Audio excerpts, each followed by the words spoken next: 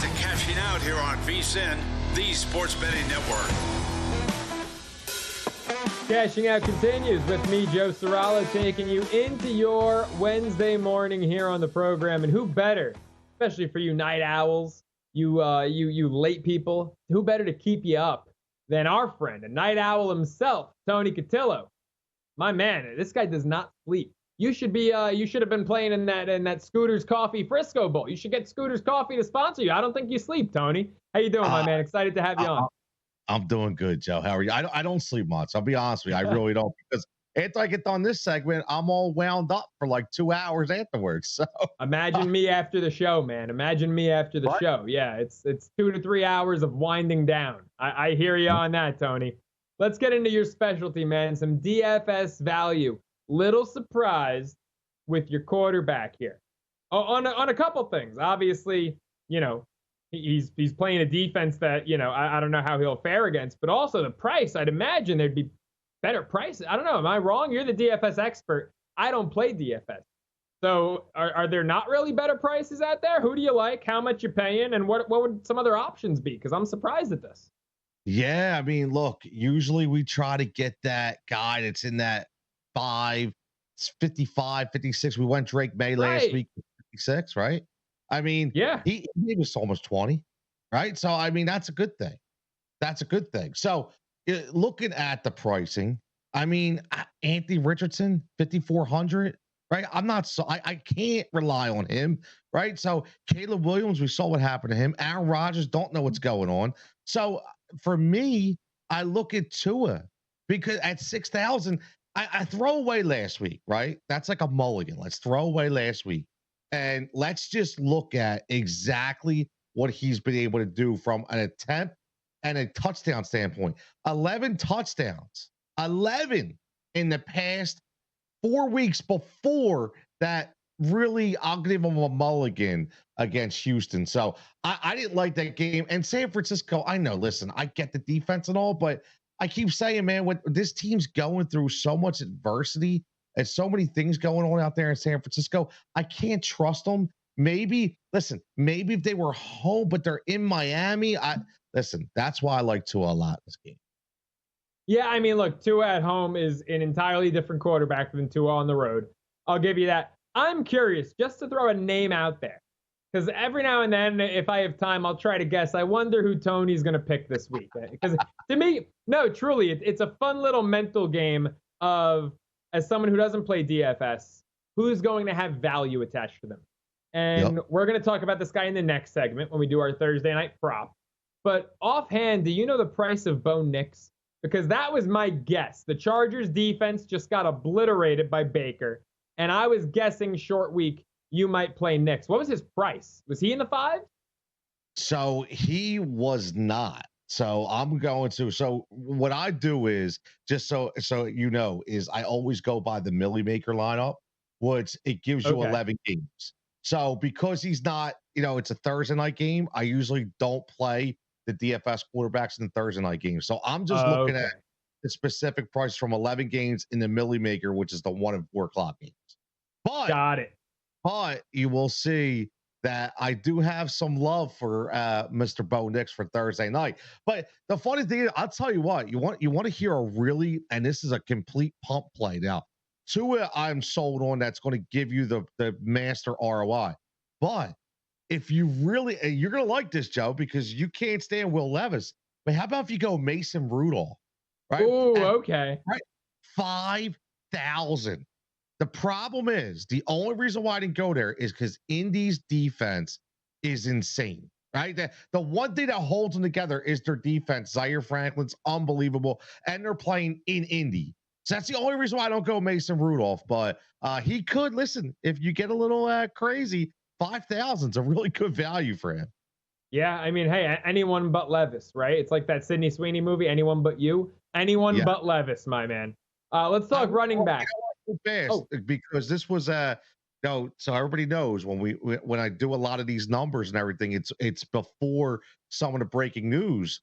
So when I did the DFS earlier, there was Kirk Cousins, but now you have Michael Penix that's against going the Giants, right? He's 45 4,500.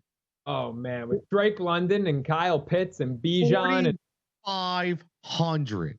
That like that right now, that price is not adjusted because again, it came out after the original pricing. Just so everybody knows with DFS, the pricing doesn't adjust in DraftKings. When it comes out, it's there. It's not like the lines. Okay. So this came out before he was starting. 4,500, man. That's a big deal right there. Yeah. I mean, hey, if you got the guts to gamble on him, you can get some higher price beef at running back, at receiver, maybe have yourself a week. I want to go running back here, but I want to stick with this Dolphins-Niners game because you like a wideout. Kind of correlates, actually not kind of, does correlate to the Tua pick. Which Dolphins receiver are you going with? Yeah, man. Listen, this guy was a find last week. All right, he was climbing up the charts as Malik Washington for Miami, only 3,700. His prop last week was a plus money prop at over 1.5. He hit it in the first 7 minutes, right? So he has 6 targets last week, 5 for 52, very consistent. But he ran different positions throughout the entire game. Tyreek Hill's still not right. This guy's got a little bit of size and he runs really good routes. And looking at this game, like I said, you still can throw on San Francisco and showing he had a lot of confidence from his quarterback in Tua. So listen, he's under 4,000. I mean, if you could get a DFS receiver that gives you 10 to 15 points for under 4,000, I mean, you're already going toward that milli maker because you're going to get a stacked lineup besides him. Yeah, this kid's good. I like him a lot. I mean, a lot of people could look at him and say he's the reason Odell didn't do anything in Miami because Malik Washington stepped up in that number 3 receiver role there. All right, let's get back to running backs now. In-state rivalry, Cleveland, Cincinnati. I know you love our guy Chase Brown. What running back are you playing in this game? Yeah, I'll tell you, I was watching the Cleveland game, crazy as I am, because I try to watch as many games as possible. Listen, such a shame, man. Nick Chubb, the guy just can't stay healthy. Luckily, it wasn't one of those knees, but broken foot. I mean, it's terrible, right? So Jerome Ford comes in and gets a little more clock, and he looked like he had another speed behind him. Like I was watching him. Even in the pass game, he only got 2 targets, but when he was averaging 10 yards per catch. And again, he had a 26-yard catch. Okay. And he showed like he had the next level speed I haven't seen in a while. So looking at going up against Cincinnati, listen, we know about Cincinnati.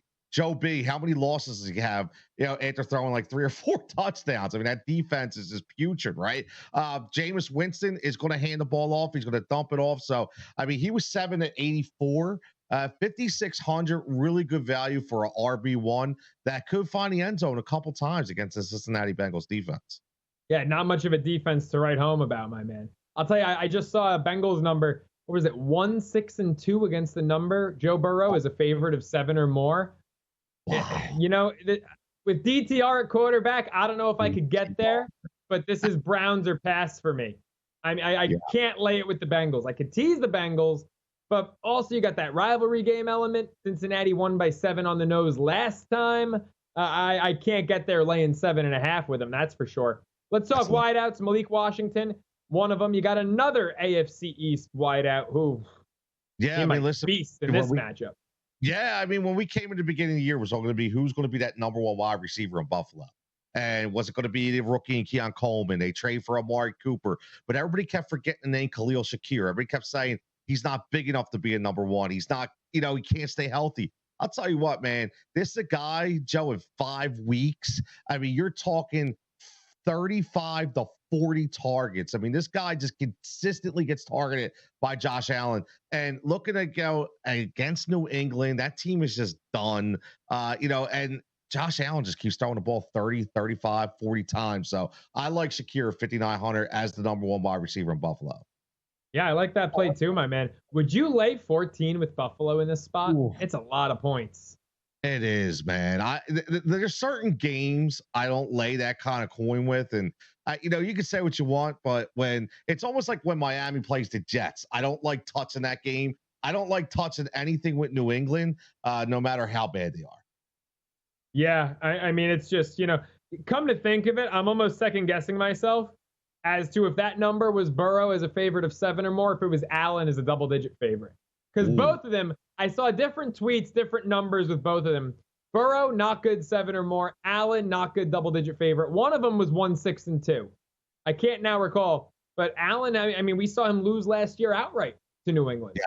Right? I mean, I don't think that's going to happen, but 14's a massive number. Tony, 10 seconds. Give me a tight end this week. Chigo Conquo, Tennessee, man. 8 catches, 10 targets last week. He was the number 1 guy for Mason Rudolph, who will be at the helm again. They have crappy quarterbacks. They like to check it down. Tight ends, running backs, they tend to be the beneficiaries there. Thursday night football prop with our guy Tony up next. We may have alluded to some stuff earlier. You're not going to want to miss it. It's Cashing Out with Joe Ceraulo. Don't you go anywhere.